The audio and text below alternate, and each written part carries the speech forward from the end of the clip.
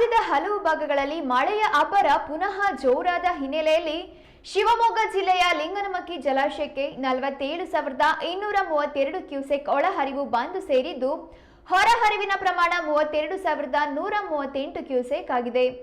ಜಲಾಶಯದ ಒಟ್ಟು ಸಂಗ್ರಹಣಾ ಸಾಮರ್ಥ್ಯ 1,819 ಅಡಿಯಾಗಿದ್ದು ಪ್ರಸ್ತುತ ಜಲಾಶಯದ ಮಟ್ಟ 1,817.70 ಅಡಿಯಾಗಿದೆ.